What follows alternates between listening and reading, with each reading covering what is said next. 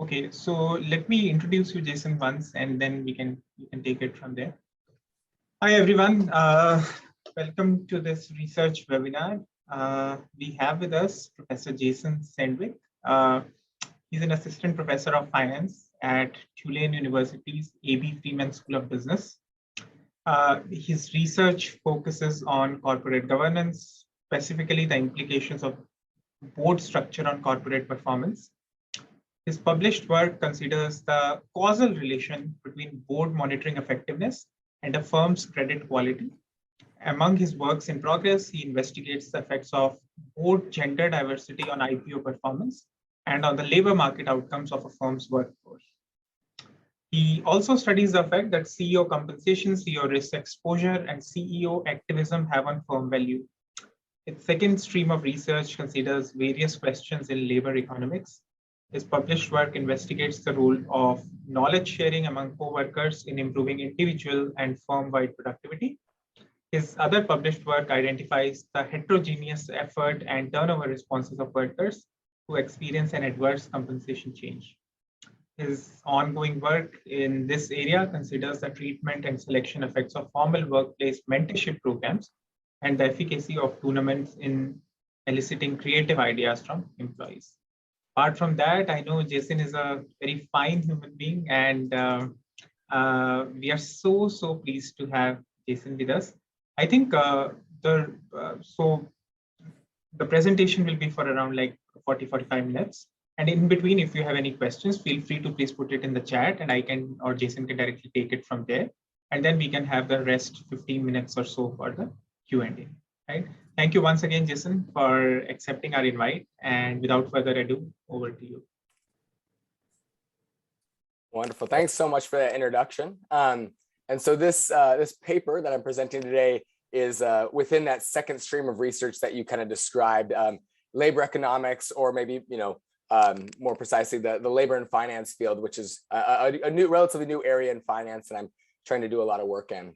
The name of this paper, Treatment and Selection Effects of Formal Workplace Mentorship Programs. This is joint work with Richard Suomo, who's at Michigan State, Nathan Siegert at Utah, and Chris Stanton, who's at HBS.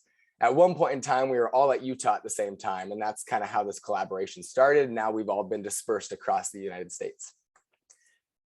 So first, some motivation. I want to describe previous work that we've done that kind of was a jump start that led us into this mentorship project. So one thing that's been fairly widely documented is that there's a lot of productivity dispersion across people doing the same job. And sometimes this is even relatively simple jobs. So one anecdote you might think about is if you're at the grocery store and someone is scanning your products as you're checking out at the grocery store. Sometimes people are really fast and efficient at doing that, and sometimes people are slower. And this might just be due to the amount of effort that they're putting in. It could be due to some sort of innate ability. But one of the things that also might cause this is that the people who are really fast and efficient at their job might know the best practices. That it might have learned all the tips and tricks that allow them to do the job really well. Whereas people in the left tail of the productivity distribution might not have gotten those tips and tricks yet. They might not know the best practices. And so one question is, how can those best practices be easily and relatively inexpensively disseminated among other employees? And so to this end, we wrote a paper several years ago, and this prior work showed that simple, albeit structured and deliberate managerial interventions can help facilitate peer-to-peer knowledge exchange that boosts productivity. So this is a paper by myself and the co-authors who are also on this mentorship paper that was published in the QJE in 2020. In the setting that we were working in was a call center where agents were fielding calls, inbound calls, and then trying to sell TV, phone, and internet. And there's a lot of productivity dispersion. Even though everyone's selling the same thing, each call is relatively similar.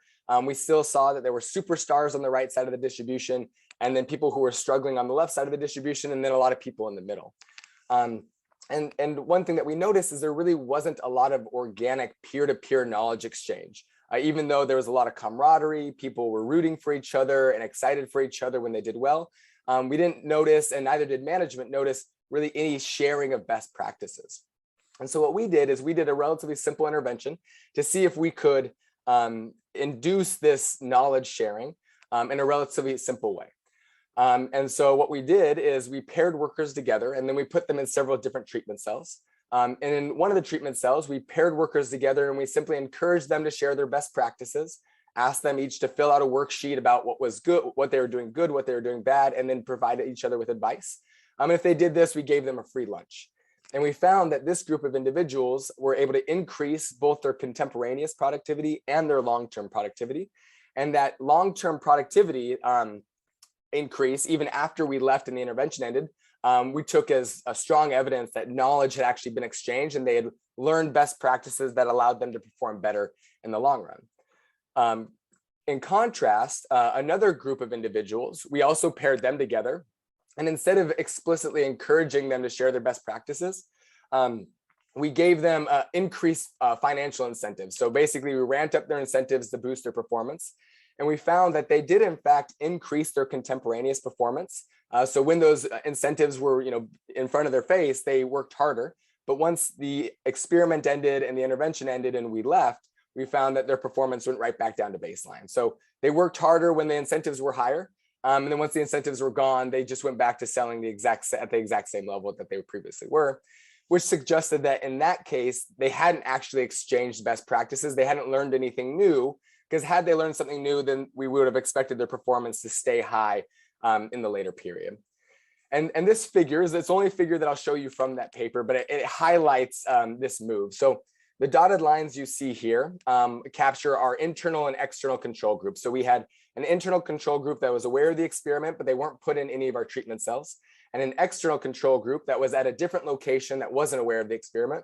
And we can see that these individuals, they weren't asked to share their knowledge. They weren't given any explicit incentives to increase their performance. So we can see that their performance stayed very flat during the treatment period, as we'd expect.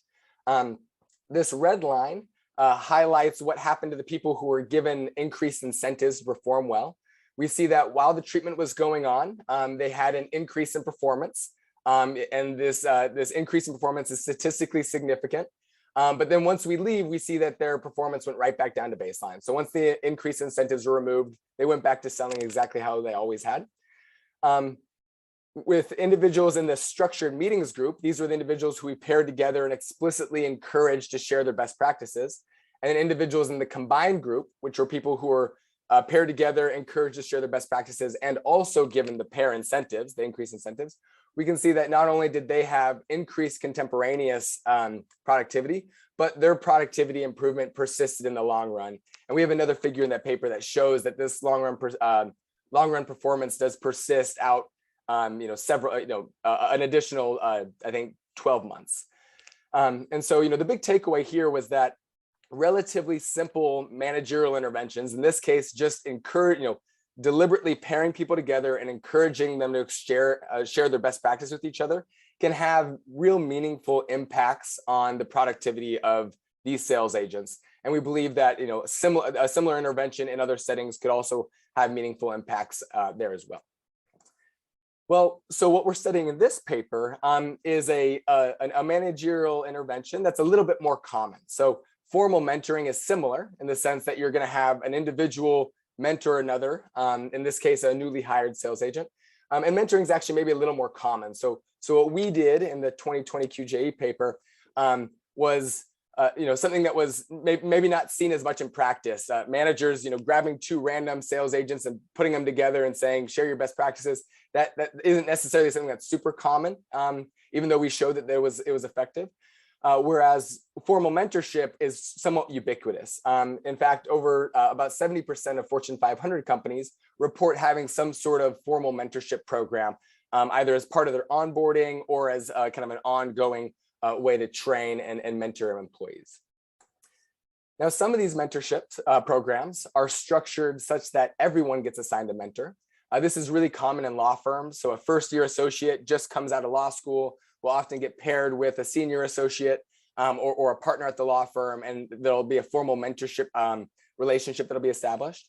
And in other settings, individuals are required to opt in or choose to participate in whatever mentorship program is made available by the firm.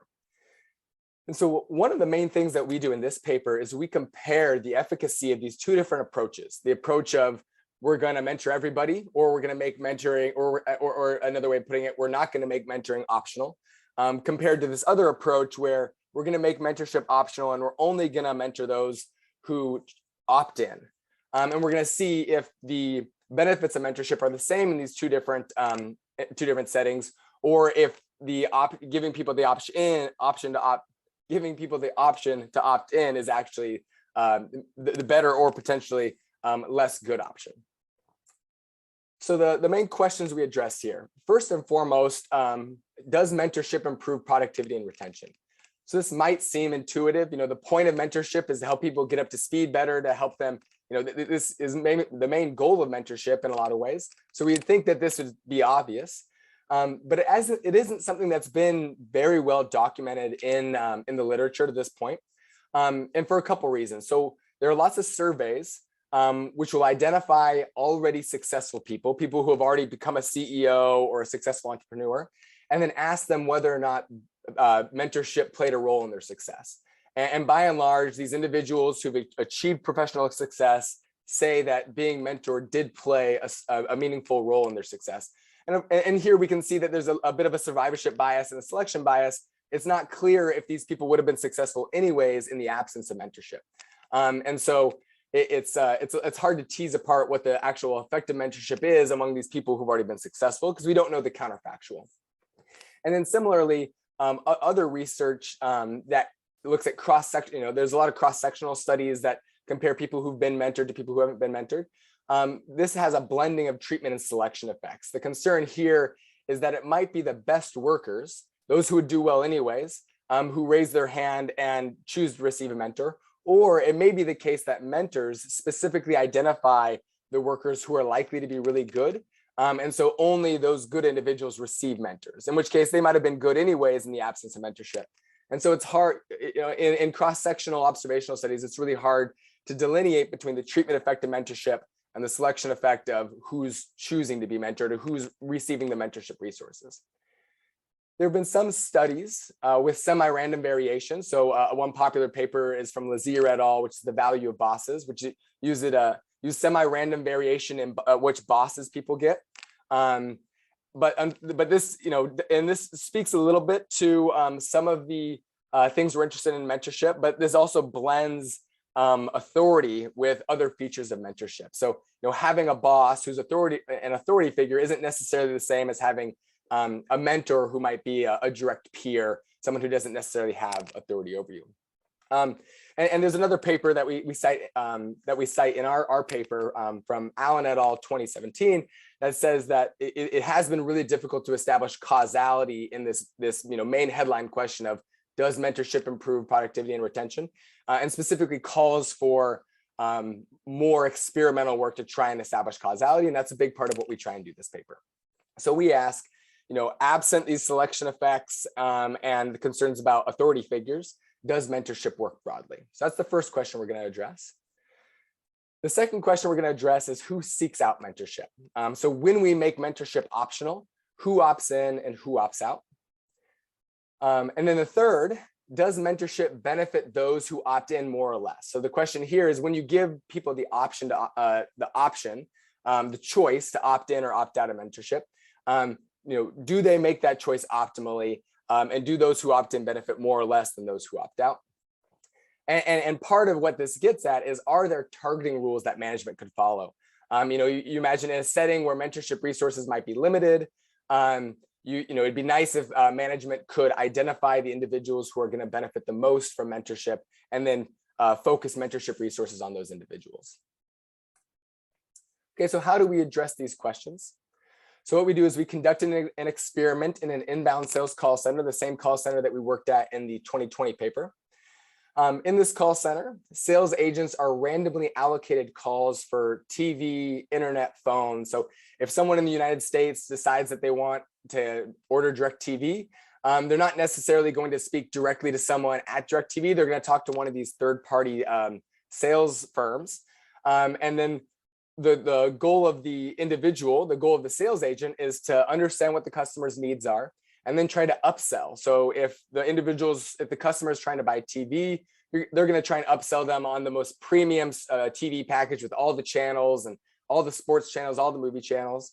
And also maybe try to get them to also bundle into additional products. So instead of just buying TV, try to get them to also buy internet and phone. I mean, this happened to me when I moved to New Orleans. I called AT&T to try and get internet service, and they were able to convince me to get to bundle in my phone service with it because it'd save me some money. So that would be an example of them trying to upsell.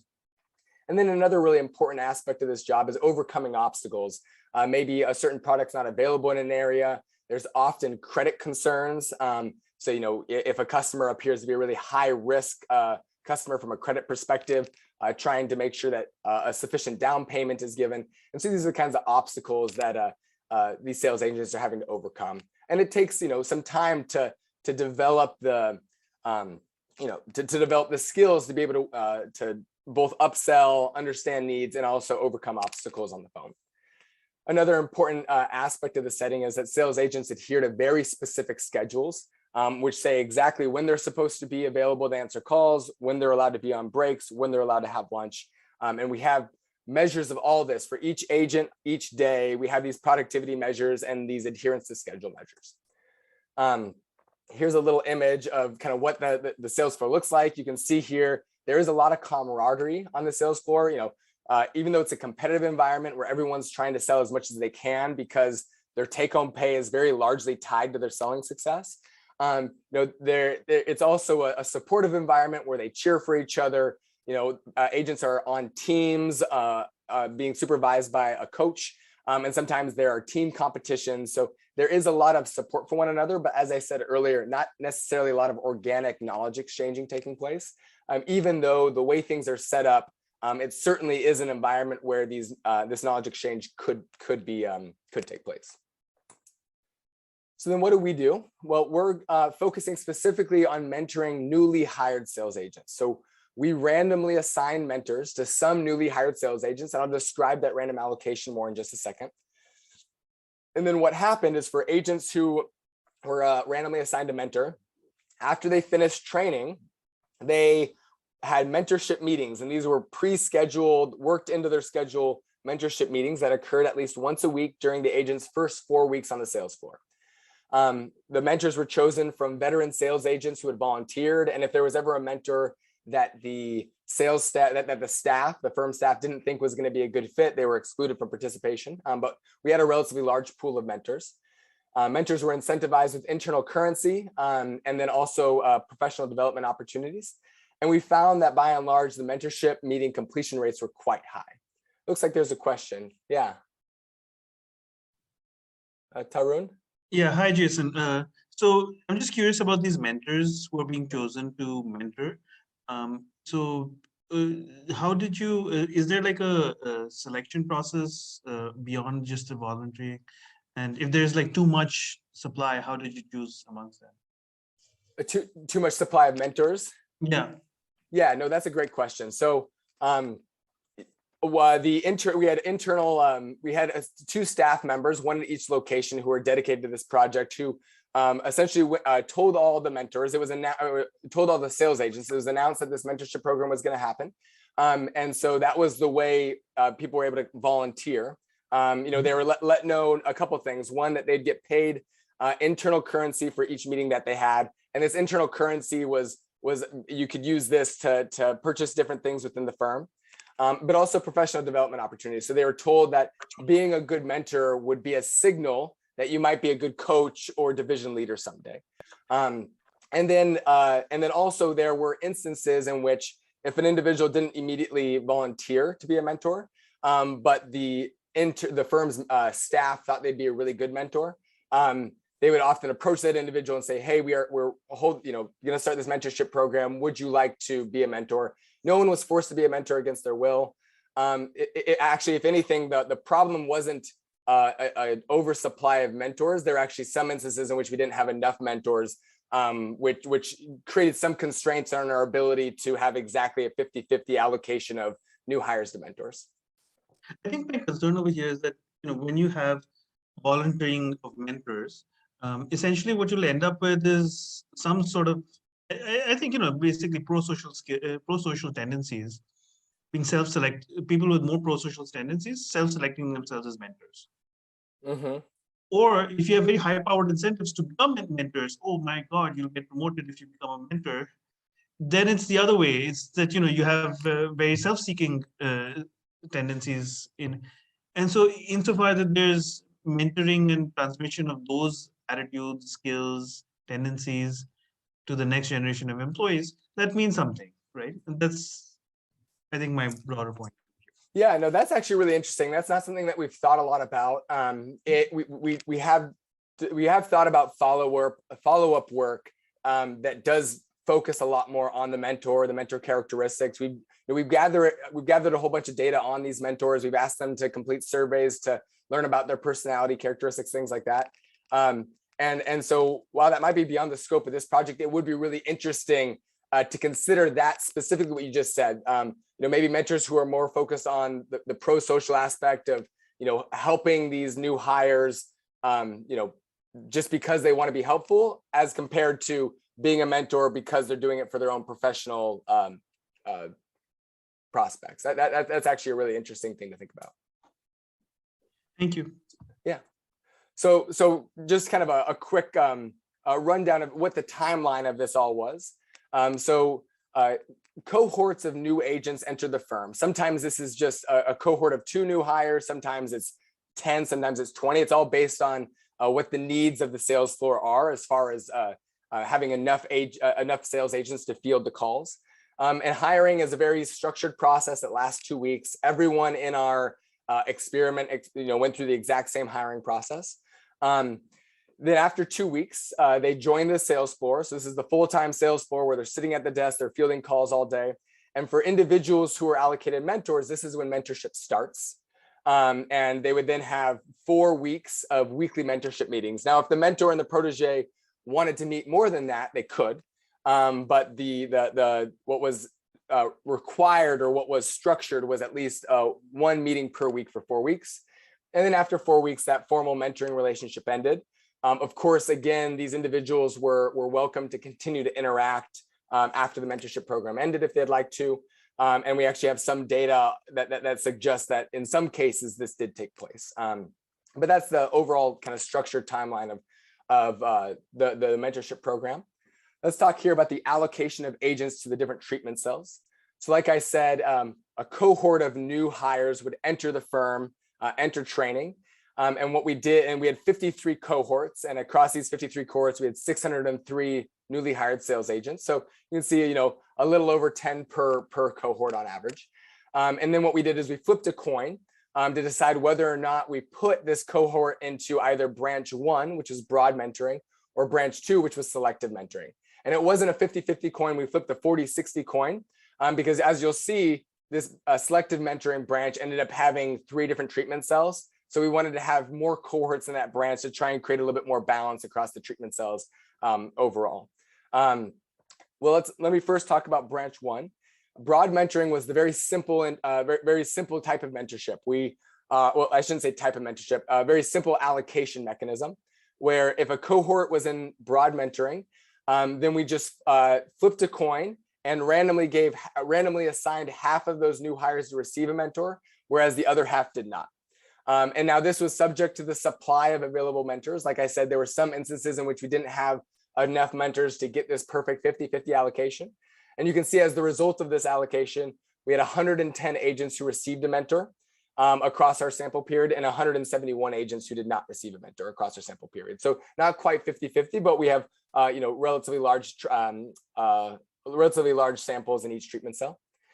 Now in branch 2, it was very similar. The only difference is on the very first day of training, the internal the staff member in charge of mentorship at the firm would briefly describe the mentorship program, just let them know that a mentorship program was taking place, and they had the choice to opt in or opt out. So these individuals got to choose whether or not they wanted to be considered for mentorship. And you can see that 59 of the 322 agents in selective mentoring chose to opt out. So they said, I don't want a mentor. I know I don't want a mentor. And in which case they were not given a mentor. We honored that wish. And then of the other 263, again, we flipped a coin and tried to randomly give half a mentor where the other half didn't. You can see the allocation, again, not quite 50-50 because we had some constraints on the availability of mentors. But again, relatively large numbers of agents in those treatment cells. And so what we're going to do is we're going to be able to estimate the treatment effect of mentorship that's not contaminated at all by selection effects using branch 1. These individuals who weren't given a choice to opt in or opt out, they were just either randomly given a mentor or not. And they'll be able to estimate the selection effect of mentorship using the selective-mentoring group in branch 2.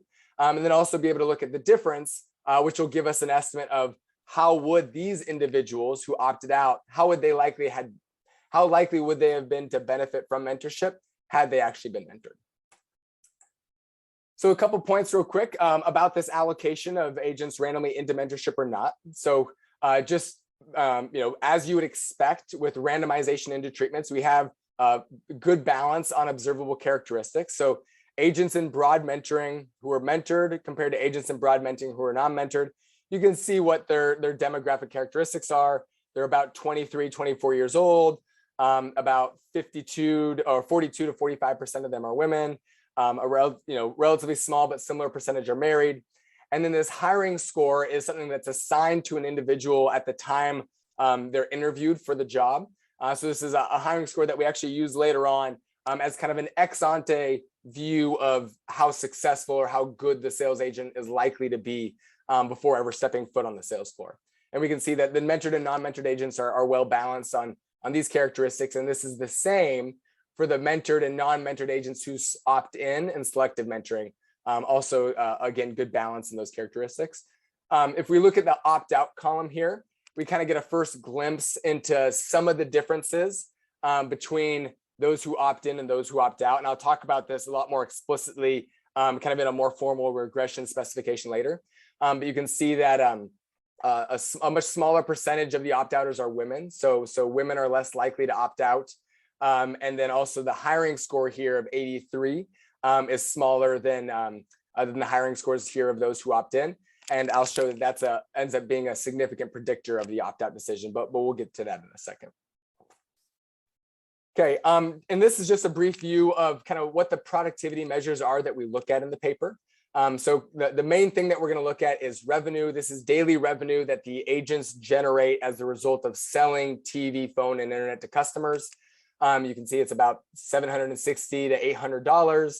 Doesn't differ. This is based on the divisions that these individuals went to, what those divisions realized on average before the mentorship program started.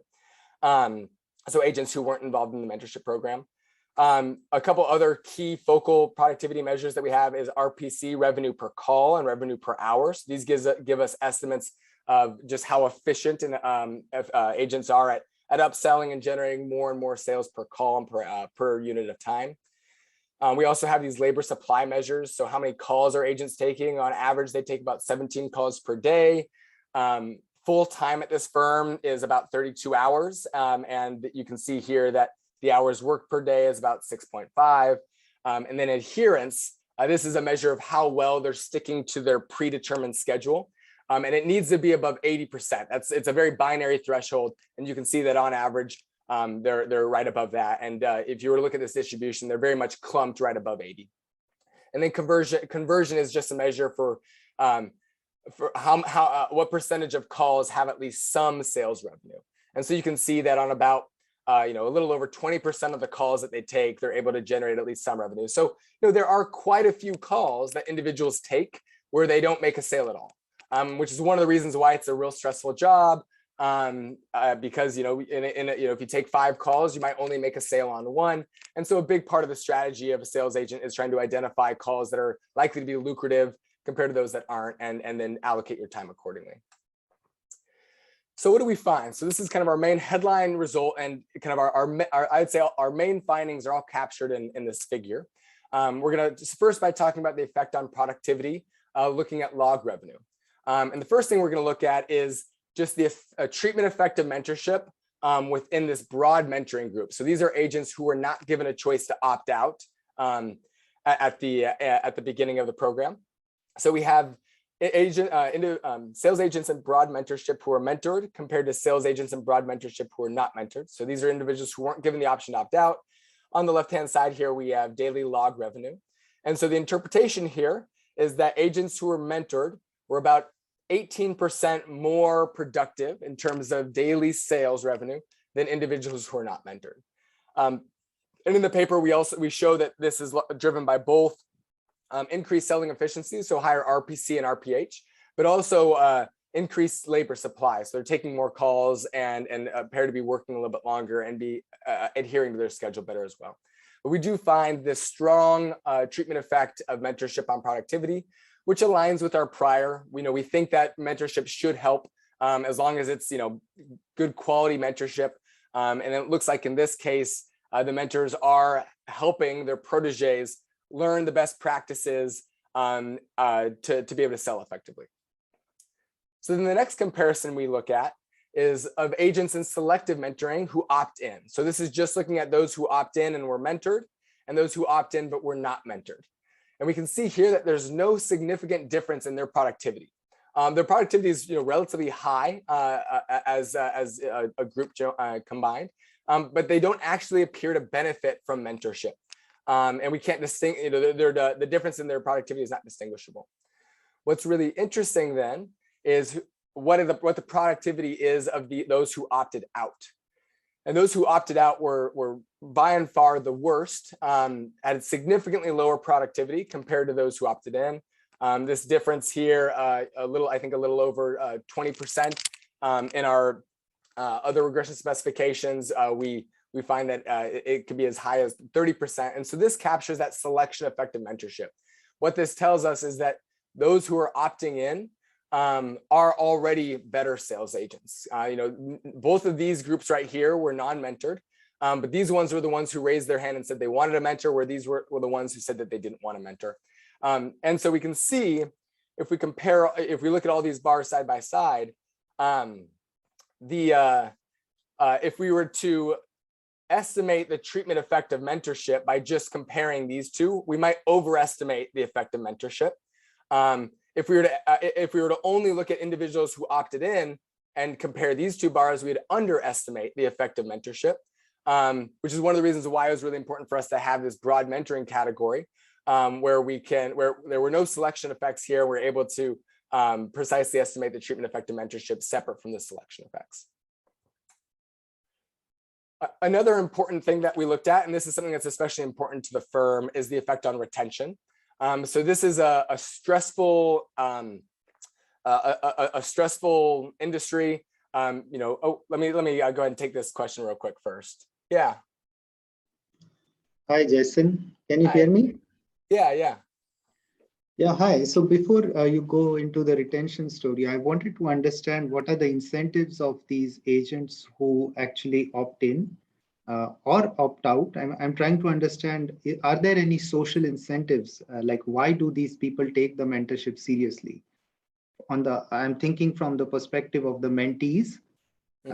If there's an effect or if there's no effect, what is it that is driving it? So I was wondering whether there is like this, there's a link between whether these people are worried about their performance evaluation and whether there's any monitoring effect of the mentorship. Like, are they concerned about how the mentor then passes on this information to their managers?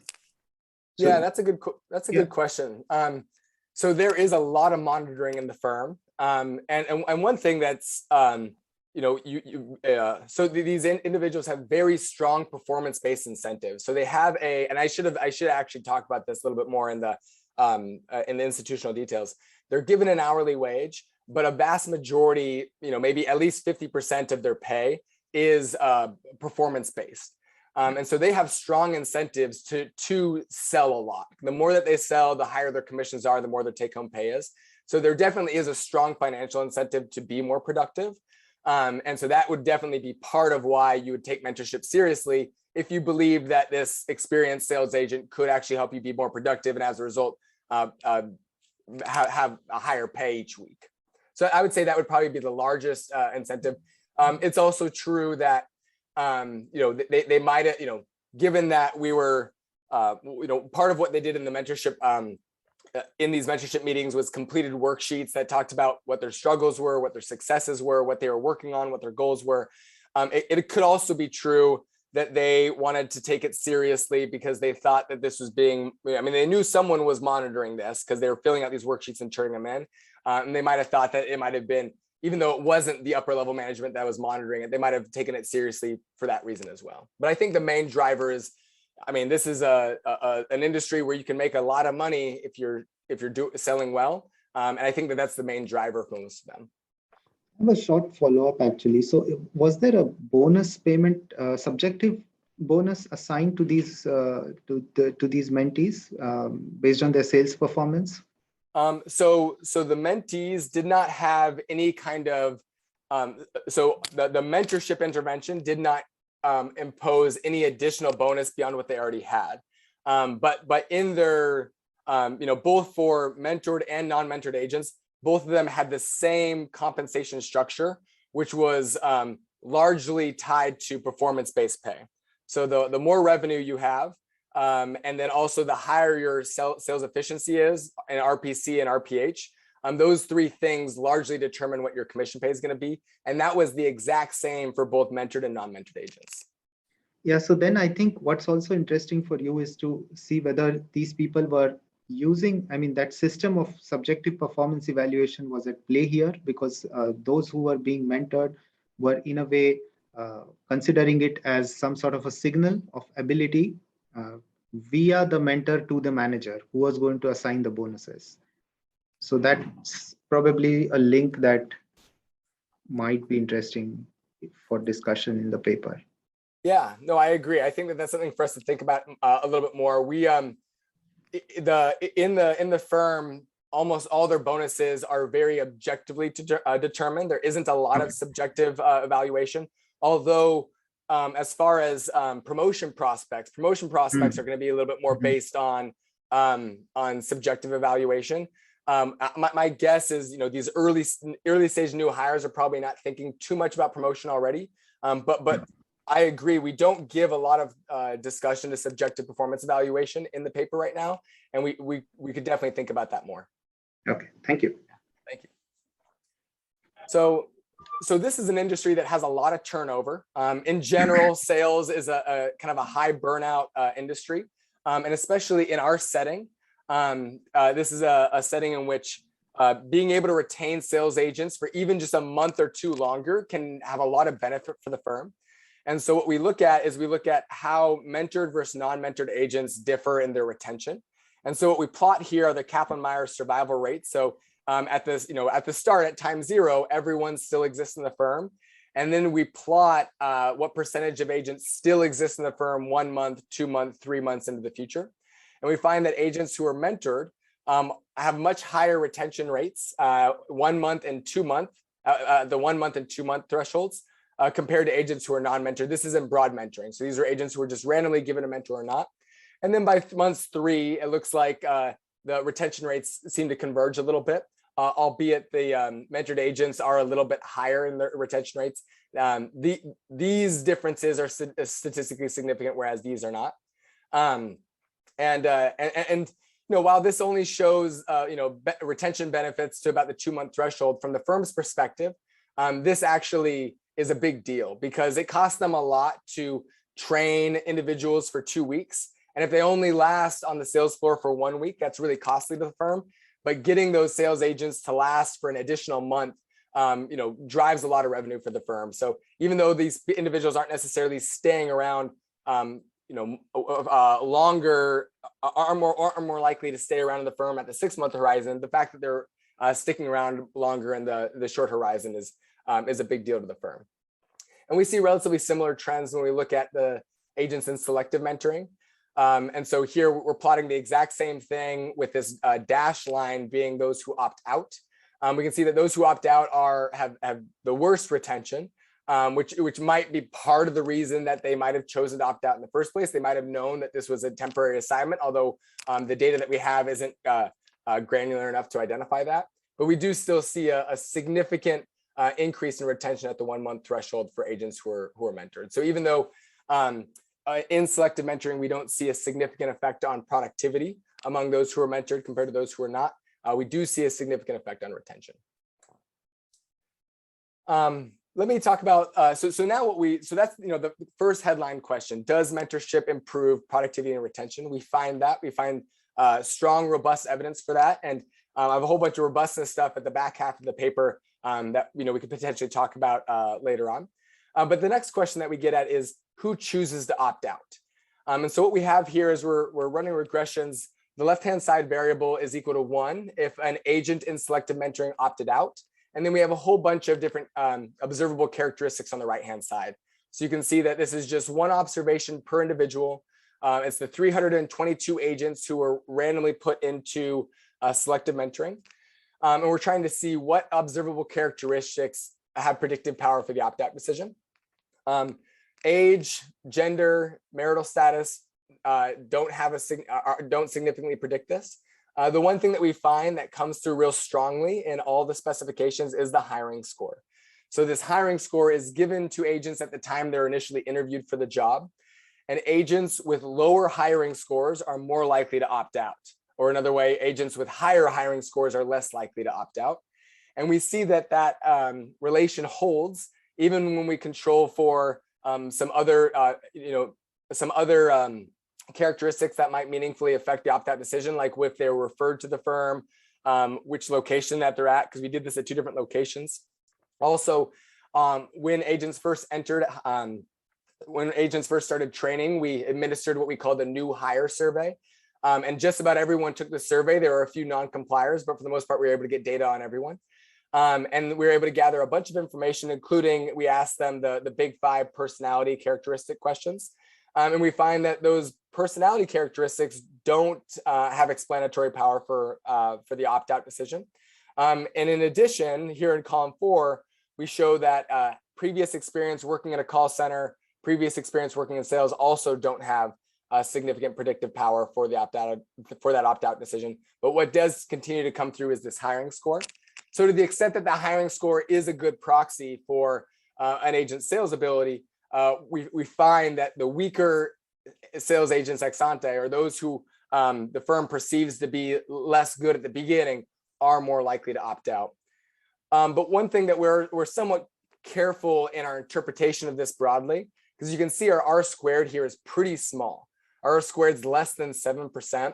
And so even though we have quite a few observable characteristics here, we're really not explaining a lot of the variation in the opt-out decision. And so it appears to be the case that unobservable characteristics are driving this opt-out decision. And so that definitely gives room for future research as to why would individuals choose to opt out of this mentorship opportunity, which appears to have meaningful effects on productivity.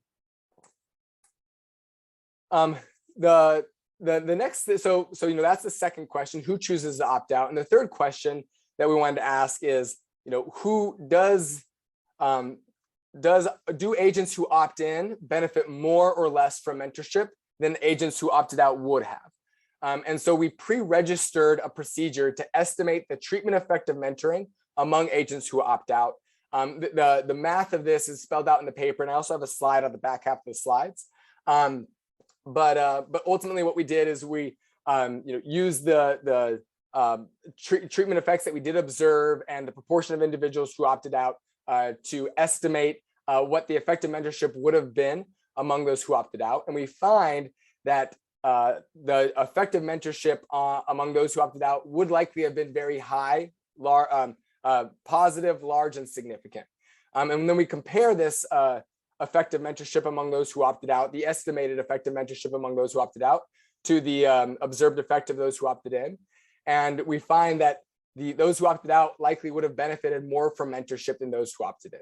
Potentially because they were the weaker sales agents to begin with, and being the weaker sales agents, they would have benefited the most had they been given a mentor. One thing to notice: these are relatively large coefficient estimates. We see these likely as upper bounds of the effective mentorship among those who opted out. If we use an alternative estimation procedure, a GMM estimator that allows for better cross-treatment matching between the broad and the selective mentoring groups, we find that this coefficient on the opt-out effect is a little more conservative of 0.84 with a standard error of 0.36. So still meaningful and significant, and still highlighting the idea that those who opted out of mentorship likely stood to benefit a lot from mentorship had they chosen to opt in. And so the three kind of main questions that we are addressing in the paper: does mentorship help productivity and retention? We find strong evidence of that.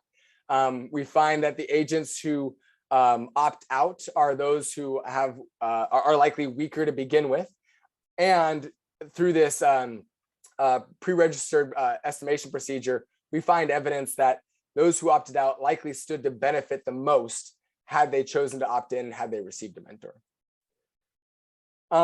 So kind of what's next I have here is a lot of different robustness tests that we do to show that this effect isn't driven by discouragement, leakage, crowd out, that our results hold when we look at some different subsamples and a whole bunch of different things. But I do also see that time-wise, we're kind of at that like 45-minute area. So I was going to ask Anuj, is this a good time to just kind of open things up for questions, or would you like me to continue to move forward? I think we can continue with the robustness that you're mentioning, probably for another 5 minutes or something, and then we can take questions. That sounds great. Yeah, so one of the first things that we wanted to test, and something that's a really important thing to consider anytime doing an experiment, especially in a firm where there's the potential for spillovers, is to make sure that our results aren't driven by discouragement or leakage. So on the discouragement side, you can imagine individuals in broad mentorship who didn't get a mentor. They might have been discouraged because they didn't receive a mentor, and that could have caused them to perform, that discouragement might have caused them to perform worse. So our treatment effect of mentorship could be somewhat driven by the discouragement. We don't think that that's likely the case. One, we weren't given any indication by the firm that discouragement was at play. Two, these individuals have really strong performance-based incentives. So they still have a strong incentive to perform well, but nonetheless, it was something that we wanted to make sure we tested for. And then on the leakage side, the concern there was individuals who in selective mentoring who opted in, but didn't get a mentor. Those might be individuals who are go-getters, who are going to go try and find mentors on their own, or go talk to people who did receive a mentor and try and find out what they're learning. So that would be an example of leakage. Those who are mentored, giving information to those who weren't mentored, and that could be partially what's driving that null effect that we see among the agents in selective mentoring who opted in. And so what we do to test for this is as a result of having a limited supply of mentors, there were some cohorts that came into the firm where there were no mentors available at all. And so those cohorts really weren't exposed to mentorship whatsoever. No one in that cohort got mentored. We didn't mention mentorship at all. And so we consider those as holdout cohorts who entered the firm but didn't have exposure to mentorship. And what we do is we compare agents who are not mentored in broad mentoring and selective mentoring to agents in these holdout cohorts who are also not mentored, but were also not aware of mentorship to begin with. So the estimation procedure here is a little different than what we've done previously because the holdout cohorts were not randomized to be holdout cohorts. So we control for a host of different fixed effects to make sure that our results aren't being driven by the timing of the cohort or the division that they're in or things like that. And kind of the main headline result here are these two rows. So new hire times broad is a comparison of non-mentored agents in broad mentoring, comparing them to non-mentored agents in these holdout cohorts. And the new hire times new hire crossed with selective is comparing the non-mentored agents in selective mentoring who opted in to the agents in those holdout cohorts. And we can see that the difference in productivity is negligible across these two groups. So if we thought that discouragement was an issue and that these non-mentored broad mentoring agents were discouraged and that's what was driving our effect, we'd expect to see negative coefficients here on the new hire times broad. If we thought that leakage was an issue for agents in selective mentoring, where if we thought that they were going out and tracking down the mentorship resources on their own and performing well as a result, we'd expect positive coefficients here. That we see these small and non-statistically significant coefficients eases our concern that that discouragement or leakage are at play. And again, this is corroborated by things that the firm told us as well. They found no evidence, they had no evidence that discouragement or leakage were prominent during the intervention period. Another thing that we looked at, and this is a very similar analysis, was the concern of Crowdout. So you might be concerned, so maybe it was the case that mentorship was already taking place at the firm before we got there, before intervention started. But then as the result of us imposing this intervention and taking all these mentors and putting them in this formal mentorship program, that could have crowded out the resources necessary for organic mentorship to happen. And so what we do here is we're going to compare agents, non-mentored agents in our experiment, both in the broad mentoring and in selective mentoring, to agents who were hired a year before. So this is before the mentorship program even existed. And the idea is if organic mentorship was happening, then those agents who were hired a year before would have had access to that organic mentorship, whereas our non-mentored agents in our experiment didn't.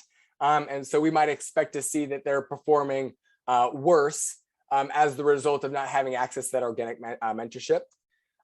Again, we don't find that. If anything, we find that the newly hired agents in our, the newly hired non-mentored agents in our experiment perform better than the newly hired agents from a year earlier. And the reason, and one reason why we think that they might be performing better is because the firm's hiring practices might just have gotten better over the course of the year. They're better at identifying who good sales agents likely are, who likely good sales agents are. Although when we do control for agent characteristics here in column 3, we find that the newly hired non-mentored sales agents in our experiment don't have performance that's distinguishable from newly hired agents from a year before. And so again, we take this as evidence that Crowdout wasn't taking place. It wasn't the case that that organic mentorship was already happening, and then we crowded out those resources, which again aligns with everything that the firm had told us about there not necessarily being many organic peer-to-peer knowledge exchanges. Okay, so those that's kind of the first thing that we do as far as the robustness of our findings. No evidence of discouragement, leakage, or Crowdout. We also find that our productivity results are not driven by non-random attrition. So even though we have this, we have this finding that mentorship improves retention, we don't find that our productivity results are driven completely by that. And then also our main results are robust to a whole bunch of different, adding a whole bunch of different controls, which isn't necessarily a big concern in an experiment because of our randomization. But if we remove cohort fixed effects, include date and day of the week fixed effects, include demographic controls, hiring scores, all sorts of different things, our results are robust to all those different specifications. Let me pause there. Again, there's all sorts of other stuff that I'd be happy to share, but I'm happy to take any questions that y'all might have. Yeah, very quickly, Jason. So what I want to ask is, was there any kind of a formal training program in this firm? Because I'm thinking that maybe there were these two parallel tracks and people were basically getting trained in some formal way and thought that maybe mentorship is not what they wanted in the first place, and they probably wanted to wait and watch because they were new hires. Mm-hmm. So what was the system of maybe training and development in this company? If you have any information on that. Yeah, that's a great question. So all new hires enter the firm and they all go through the same 2-week training. And so this is a formal 2-week training where they learn about the products they're selling. They listen in on other people's calls. They get a little bit of experience taking calls themselves before they go out on the sales floor after 2 weeks. Once they're on the sales floor, though, there isn't really a structured training protocol. Agents are placed onto teams. Usually teams are about 12 to 15 agents, and they're supervised by a coach. And so their coach kind of becomes their main source of additional professional development. And we've talked to a lot of coaches at the firm. Some are, pretty laissez-faire, hands-off, just making sure that they're doing, their agents are showing up and doing their work. Some are a lot more hands-on, both from a little bit on a training perspective, as far as like they, on occasion we'll pull agents aside and say, hey, what's going on? What's wrong? Can I help you? Is there anything I can do to support you? sometimes they are just providing that emotional support. If an agent's had 4 or 5 calls with no sales in a row, and they're getting discouraged, the coach will kind of be there to kind of be a cheerleader or a source of support. But there is also an element of actual coaching that can take place. But that is somewhat idiosyncratic and different from coach to coach. But there isn't necessarily a formal long-term training program that they go through after their 2-week training. Yeah, good question. Yeah, another question? Yes, Vinayak, you have a question. Hey, hi, this is Vinayak here. Hi. I am from finance background, and I was just wondering, would it be so much easier for to quantify the results of this program when it goes? I mean, when we apply this to the finance professionals or say HR professionals compared with the marketing professionals, because marketing team would have some quantitative results to look on, but when we compare it to the other functions, it would be difficult, is what I was wondering. So are you talking about the outcome measures that we look at as far as the revenue that they generate each day, revenue per call, things like that? Are you talking about the difference in measuring the efficacy of the program that way compared to some other way? Yes, and that's what I was trying to understand. Yeah. And so the main way that we measure the efficacy of mentorship is based on how much money these sales agents are bringing into the firm, which are those are the performance measures that the firm's most interested in themselves. There are other engagement metrics that could be captured as well, like employee satisfaction. And we had a follow-up survey that we did give some agents that we gave the agents. Unfortunately, it was not very well. The completion rates of that survey were relatively low, but the follow-up survey did suggest that job satisfaction increased as a result of this. So we do have a little bit of an insight as to how some of these other softer how mentorship affected some of these other softer metrics of employee satisfaction and whatnot. I think Jason, Vinayak's question was more on the application of this to another field like finance, because these were sales agent. What if we apply this mentorship program in a financial company where there are more of accountants and people dealing with numbers? So I think he was more asking about how it would apply to that domain, another domain.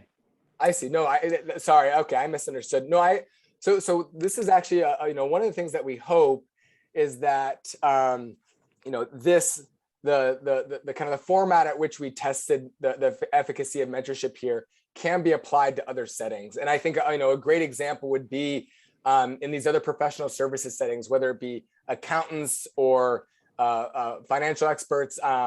Mentorship does happen, at least informally, among financial advisors, especially a young financial advisor enters a financial advisement shop and is likely going to receive some sort of mentorship. I think that I can give my guess as to what would happen. I think that you're still going to see a similar results as far as mentorship is going to be beneficial. And you very well may still see a similar effect as far as those who opt in, those who seek out mentorship are probably going to be good regardless. Those are the go-getters who are very likely to be successful anyways. Where the mentorship resources might actually be most beneficial for those who maybe due to social frictions or some other concerns are less likely to raise their hand and seek out mentorship. So I do think that these results could generalize in other settings, and I actually think that it'd be really great for future research to explicitly test that. Okay. Thanks, Jason. I think your point is clear. Whatever experiments you have conducted, those are more to do with the productivity and efficiency of employees, and not necessarily only on the sales side. Sales side, it is easy to measure, and that's why probably you have done it. On finance side, we can't measure it that easily. but it is more to do with people motivation and the productivity which we can attain. And now, in this area, one point which has been bothering me from the beginning, the way you have conducted the experiment, it is very clear that the fifth category, which is about selective and opt-out, that is the category where it is the most important to mentor them. Even if we don't mentor the first four, it's okay, but selective and opt-out definitely needs to be mentored. Now, if you have very few people who can mentor, then you need to allocate those resources to people which are in the fifth category. Mm-hmm. Now, if you are doing this kind of process, you launch a program and you say that who are going to opt out, and the people who opt out, you mentor only them. That is also not feasible. So how do you actually take it forward from here? Because 1 year I can do it. The people who have opted out, I ensure that they are the one who gets mentored, but I can't do the same thing next year, right? No, I agree. I think that the policy implication, the kind of the takeaway for managers is just that. You'd love to be able to identify these individuals who are likely to opt out and then give them mentors. But of course, you run into this concern where if you ask them, do you want a mentor? And they say no, and then you give a mentor anyways, that might create a whole host of problems. So one of the things that we were trying to look at, is what observable characteristics exist to identify who's likely to opt out. And unfortunately, on the observable characteristics that we have, we weren't able to find, real strong predictors of real strong. We did find that hiring scores were a strong predictor, but it's not explaining a lot of the variation. One thought, at least in this firm, given the way this firm hires, is they could certainly ask the question in hiring, right when they first meet with these agents, hey, we have, tell them that we have a mentorship program. Is that something you'd be interested in? And if they mark no, that might be an indicator that, hey, this is either someone who we do need to try and make sure gets extra help, or it might be an indicator that they're actually just not the person you want to hire in the first place, because they're likely going to be weaker and they might not be as motivated. So there are some important implications there. And I think that future work should definitely try and identify really what targeting rules management can use to make their decisions. Yeah, so that's one way. But the people are very smart. They figure out as soon as you answer no, the entire friends group come to know about it, and they know by their colleagues that this question is a tricky question in interview. The moment you say no, you will never be hired. So next time onwards, everybody will say yeah. So that is also not long lasting, right? I think you're right. I agree, and that's why we don't explicitly spell that out as like the main takeaway for managers. We're not necessarily trying to create a clear playbook of ask this question and then fire these people. But I do think, yeah, everything you're saying, I agree with. So the question remains that how do we solve this problem? How do we identify the fifth category in advance? A hiring score is definitely there, but then you reduce hiring score not because of this reason, but you reduce because not enough talent is available in the market at the threshold which you define, right? So that's how you reduce. Otherwise, you will say, okay, get 100 out of 100.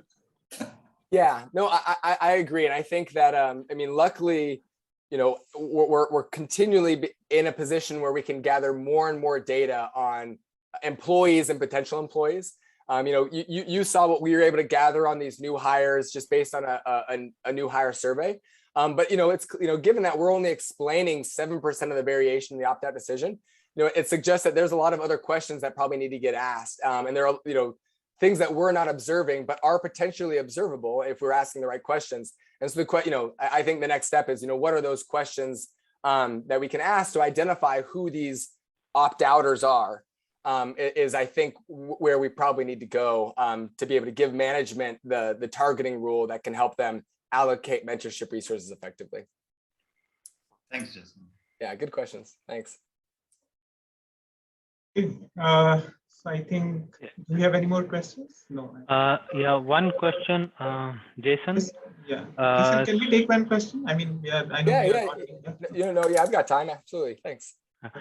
So my question is that we saw that mentorship has clearly a positive effect on productivity as well as retention. Okay, so what happened in this company that you mentioned that there are coaches who handles maybe a team of 10 or 15 sales coaches. So were they trained to mentor these teams so that later on, so after effect of this study should have been a logical step is to get these sales coaches to mentor their entire teams to increase the productivity. So was there any follow-up training for the sales coaches, and was there any effect which was measured later on? This is a great question. Yeah, this is a great question. One thing that this company in particular has been doing for a long time is trying to improve the role that coaches play in developing the agents on their team. And actually, one thing that was partially a result of this study was the company realized that they just didn't have any way to kind of track or quantify what the coaches were doing on a daily basis. So one thing that was really nice in our study is we had these worksheets, and mentors had to meet with the agents, and they had to complete the worksheet, and they had to turn it into the mentoring staff. So there was that clear accountability of whether or not mentors were actually doing what they were supposed to. One thing that historically didn't exist in the company was the same accountability for coaches. Coaches just kind of showed up and they did whatever they did. And they didn't really and as long as their team was generating sales, there wasn't really any other form for accountability after that. But one thing that the firm has done is created an entire dashboard that requires coaches to document the interactions they're having with their sales agents. So in much the same way that we asked mentors to document things on this worksheet, coaches are now having to document things. And that's created a lot of accountability, and it's also helped coaches get a better understanding of really what their role is. Okay. Yeah. Okay. Yeah. Great. Yeah. Thanks. Good question. Okay. Thank you so very much, Jason, once again for this wonderful talk.